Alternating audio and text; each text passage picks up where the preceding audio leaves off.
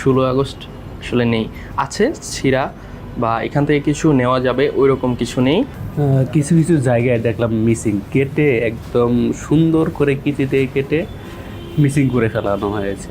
আসলে পত্রিকা যে আমরা দেখছি এর মধ্যে অধিকাংশ ক্ষেত্রেই স্পেসিফিক ডেট অনুযায়ী এবং সিরিয়াল অনুযায়ী পাচ্ছি, কিন্তু যখন 75-এ আগস্ট মাসে যায় এবং 15ই আগস্টের পত্রিকা পর্যন্ত পাওয়া যায়, কিন্তু 16 আগস্ট আসলে নেই, আছে ছিঁড়া বা এখান থেকে কিছু নেওয়া যাবে ওই রকম কিছু নেই, হয়তো আছে বা অন্য কোথাও, কিন্তু আমরা পাইনি। এরপরে ইংলিশ যেগুলো ছিল 16ই আগস্টের ওগুলোতেও পাইনি। 17 কিছু পাওয়া গেছে, 18 কিছু পাওয়া গেছে, তবে 16টা প্রায় অধিকাংশ পত্রিকাতেই মিসিং। এটা এখানে অধিকাংশই কথা বলছে 16টা মিসিং আর কি। আর অন্য দিক দিয়ে সব কিছুই পাওয়া যাচ্ছে, অন্য যেই 72, 73, 74, 75-এর অন্যগুলো প্রায় সিরিয়াল অনুযায়ী আছে।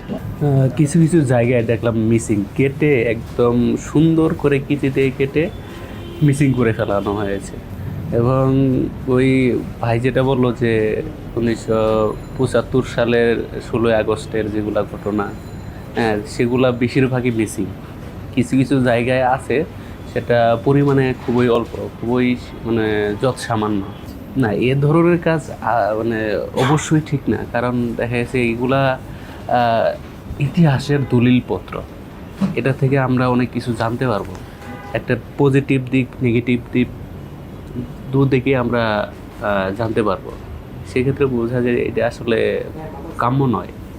72 থেকে 75 সাল পর্যন্ত পত্রিকার আগে দেখার সুযোগ হয়নি, তবে রিসেন্টলি মানে খুব ইচ্ছা থাকতেছিল যে পত্রিকাগুলো দেখব। তবে লাইব্রেরিতে আসার পর বিভিন্ন ধরনের পত্রিকা দেখার পর বিশেষ করে আগস্টের প্রায় 10 থেকে 17 আগস্ট কিংবা 18-19 আগস্ট পর্যন্ত, তখন তো সংবাদপত্রের একটা স্বাধীনতা ছিল, এই পেপারের অনেক ইনফরমেশন মিসিং, কোনো কিছু খুঁজে পাওয়া যাচ্ছে না, অর্ধেক আছে তো অর্ধেক নাই এমন। এখন এই কথা তো অস্বীকার করার কোনো প্রশ্নই আসে না যে 1972 সাল থেকে 1975 সাল পর্যন্ত স্বাধীনতা উত্তর বাংলাদেশের যে সময়টা, এই সময়টা যথেষ্ট একটা টালমাটাল সময় ছিল। এখানে বিভিন্ন শক্তি তারা সক্রিয় ছিল, বিভিন্ন ধরনের চ্যালেঞ্জ সরকারকে সে সময় মোকাবেলা করতে হয়েছে ইত্যাদি ইত্যাদি। তো এখন যেটা প্রশ্ন হচ্ছে, এই ধরনের ঘটনাবহুল সময়গুলোতে যেই গুরুত্বপূর্ণ ঘটনাগুলো ঘটে সেগুলোর কিন্তু আসলে মাল্টিপল ন্যারেটিভ থাকে। আমি গত বেশ কিছুদিন ধরে এখানে গবেষণা কাজ করছি 72 থেকে 75 নিয়ে, এবং একই সঙ্গে বলি যে আমার প্রায় 16 ঘন্টা কাজ করা হয়েছে এই লাইব্রেরিতে, এবং যে রিপোর্টগুলো আছে, তো এটি আসলে খুবই থ্রিলিং একটা এক্সপিরিয়েন্স। এবং আমরা যে তথ্যগুলো হয়তো প্রোপাগান্ডা হিসেবে জেনে এসেছি সেগুলোকে দেখছি আসলেই এটি পত্রিকাতে ওয়েল ডকুমেন্টেড।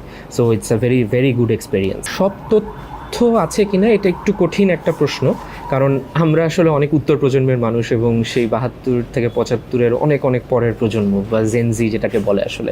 সুতরাং সে সময় আসলে কি হয়েছে বা তথ্যের ব্যাপকতাটা পত্রিকাগুলো ধারণ করতে পেরেছে কিনা সেইটা এক অর্থে আমাদের পক্ষে মূল্যায়ন করা সম্ভব না। তবে অন্যান্য সোর্স থেকে আমরা যা জেনেছি সেই তথ্যের সাথে সামঞ্জস্য রেখে বাকি যে তথ্য বা আমরা যেটা এক্সপেক্ট করি আরও কী কী অ্যানালাইসিস থাকবে পত্রিকাগুলোতে, সেগুলো আমরা পাচ্ছি। এবং যে পত্রিকাগুলো আমরা হাতে পেয়েছি কেবলমাত্র একটা বা দুটি পত্রিকা নয়, ইংরেজি পত্রিকা আছে, বাংলা পত্রিকা আছে, বাংলা পত্রিকার মধ্যেও বিভিন্ন নামের যে পত্রিকাগুলো সেগুলোও আছে, এবং 72, 73, 74, 75 অর্থাৎ 4টি যে গুরুত্বপূর্ণ বছর ঘটনাবহুল, সেই সবগুলোরই বেশ মানে এক একটা ভার্সন অফ পত্রিকা এখানে আমরা প্রেজেন্ট পেলাম।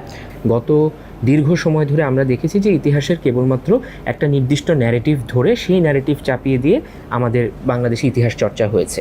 এই জায়গা থেকে আসলে বেরিয়ে আসা দরকার।